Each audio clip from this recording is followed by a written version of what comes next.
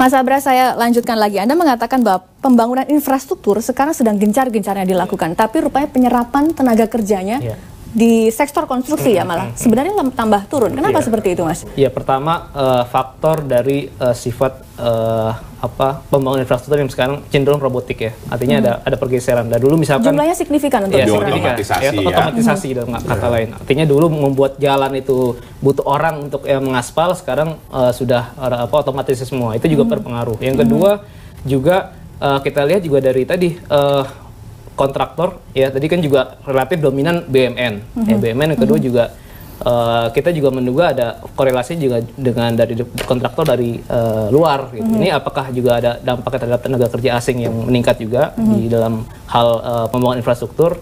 Bisa jadi ini pengaruhnya terhadap penyerapan tenaga kerja. Kemudian kalau kita melihat dari sisi daya beli di tenaga kerja buruh, secara nominal memang meningkat, tetapi secara real mereka turun. Nah, ini juga berpengaruh tadi terhadap daya beli masyarakat, terutama di kelompok yang bawah, baik buruh bangunan maupun buruh tani.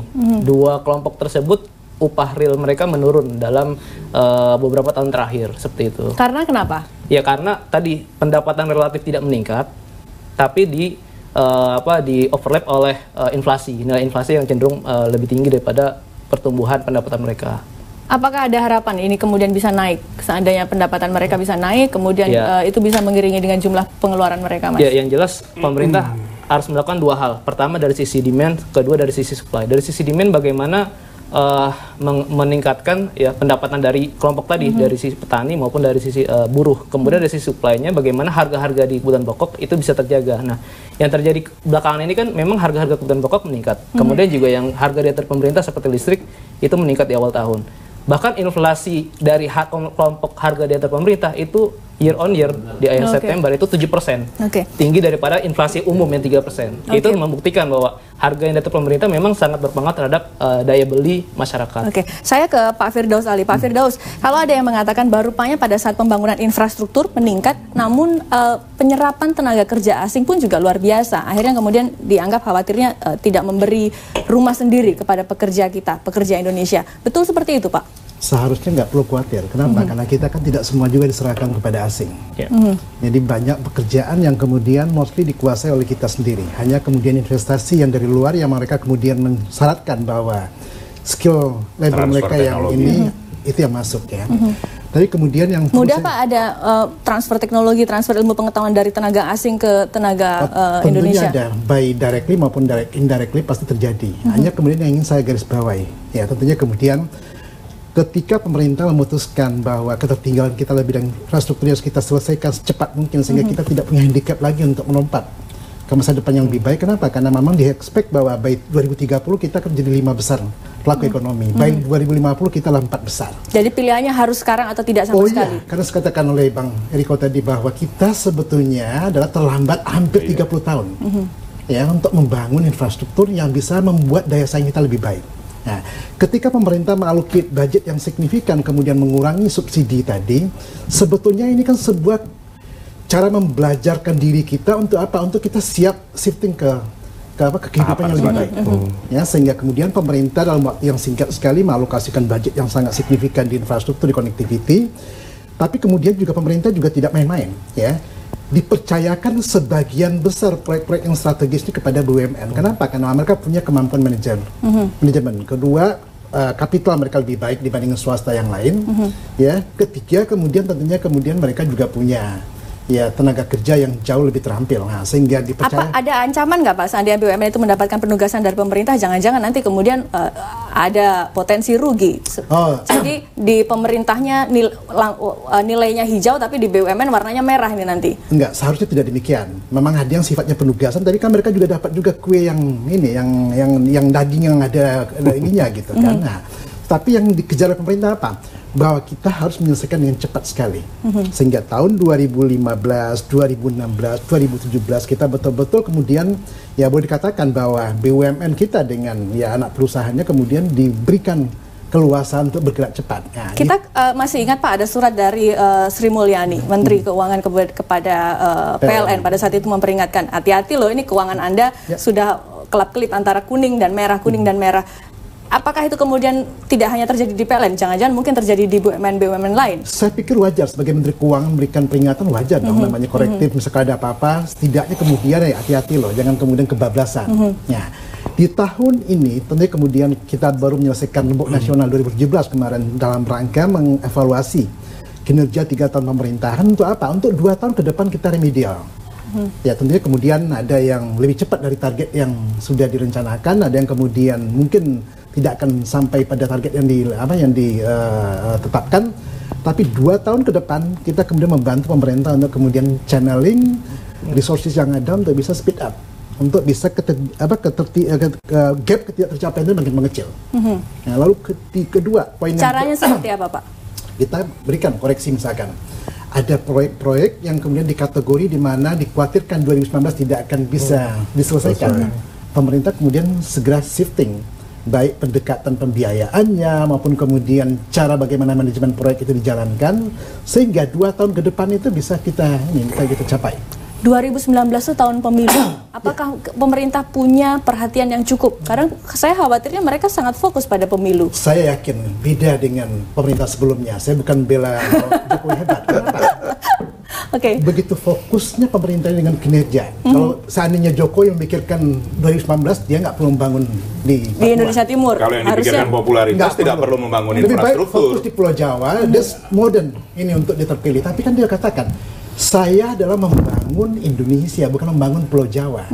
Dan komitmen ini yang dia bawa. Ya. Lalu kemudian tentunya ada deviasi. Nah, deviasi ini juga di Rembuk Nasional kami sampaikan. 2018 ada pekerjaan-pekerjaan yang mungkin akan kita padat karyakan. Tadi Bang Riko ada mengatakan, ada dana desa yang kita alokasikan terbesar sepanjang sejarah Republik ini. Tahun 2015-2020. Tapi dana desa juga banyak loh Pak penyimpangannya Pak. Sebentar, nanti kita bicara banyak. Tahun 2015 46,9 triliun, tahun 2017 60 triliun. Kalau pajak kita tidak jauh meleset, tahun depan akan 120 triliun. Kalau dana ini tidak dimain-mainkan, ini sebuah fiskal yang luar biasa sekali. Untuk apa? Untuk kita kemudian men-trade off apa yang dikatakan Abra tadi gitu. Nah, sehingga saya katakan, kalau kita sekarang sedikit bersabar bahwa ada perlambatan, sewajar sekali. Namanya orang lagi kemudian punya mimpi besar, istilahnya mungkin kemudian ada tirakat dulu lah istilahnya. Iya, sama di keluarga juga kita punya cita besar, ada yang sebentar puasa dulu. Kenapa? Kita punya lompatan. Nah, dalam hal inilah kemudian sebetulnya kita melihat dari sisi yang positif. Oke. Baik, saya ke Pak Yugi. Pak Yugi, Anda pelaku usaha, pasti Anda merasakan real sekali di lapangan. Apa yang Anda rasakan, Pak? Anda sebagai pelaku usaha, Pak? Oke. Satu, saya ingin mengomentari dulu dari Pak Eko. Strategi Pak Jokowi membangun infrastruktur sangat tepat sekali. Anda mengatakan itu sangat tepat ya? Karena saya lihat sendiri di China, di negara-negara besar, dia prioritaskan infrastruktur. Di Amerika, kalau kita jalan dari kota kecil, dari Miami, Denver, apa segala macam, semuanya infrastruktur. Jadi semuanya rata, ininya rata.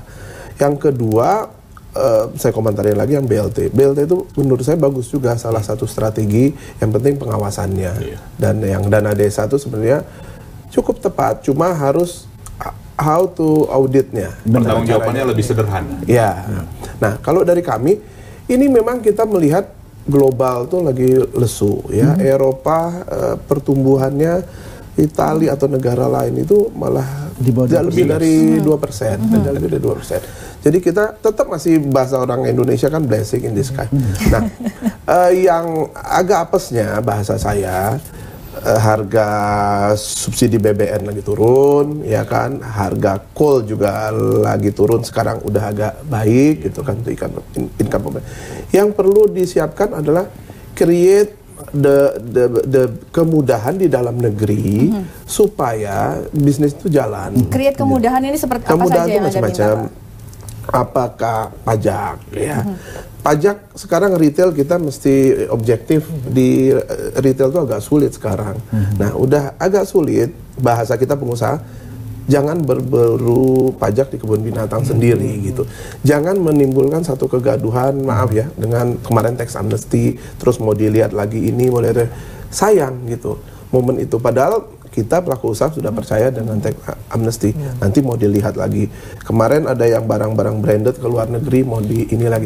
Jadi di situ ada kegalauan, orang tidak mau investasi. Di satu sisi Anda ingin lari, namun ada juga satu kaki yang dipegang gitu ya. Dipegang karena apalagi nih dibaik, kita maunya sekali aja gitu.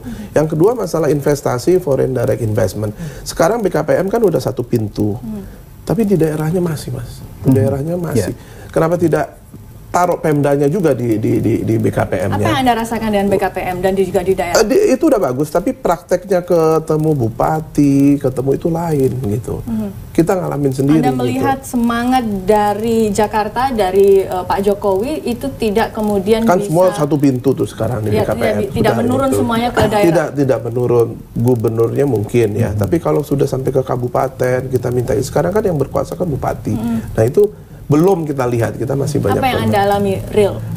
Ya mesti harus, kalau satu pintu ya satu pintu harus semuanya taruh di BKPM.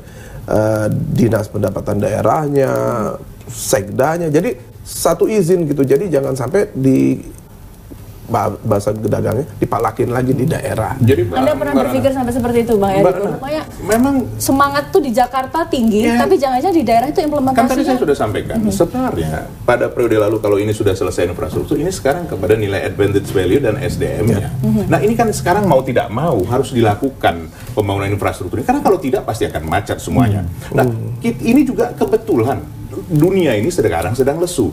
Amerika pun untuk memacu pertumbuhan perekonomiannya membangun infrastruktur lagi. Tapi kita nggak bisa kiblat di dunia dong, kita harus memperbaiki di dalam negeri dong. Itu. Nah kedua, kalau SDM itulah yang dinamakan revolusi mental. Kebetulan, ini bukan kebetulan sebenarnya. Ya kita bersyukur ya. Kalau bupati dari kita seperti Banyuwangi, ya boleh silakan dilihat. Boyolali, ya Azwar Anas ya memang. Sponsornya. Saya bilang nggak semua. Nggak semua. Tapi kan prakteknya tapi apakah ini semua sudah sempurna? Belum. Baru 3 tahun. Ini revolusi mental yang dilakukan oleh Menko PMK juga. Itulah salah satu tujuannya ke depan ini. Nah, tapi Mbak, ini kan tetap harus berjalan pembangunan ini, kan begitu. Tapi responsif pemerintah ini cepat sekali sekarang, Mbak. Coba contohnya apa? Seperti BP Batam ya. Pertumbuhan di Batam itu tidak sampai 1% dari yang tadinya tinggi sekali. Banyak keluhan. Nah, diadakan restrukturisasi. BP Batam dilakukan perubahan. Tapi di situ ada dualisme, diganti.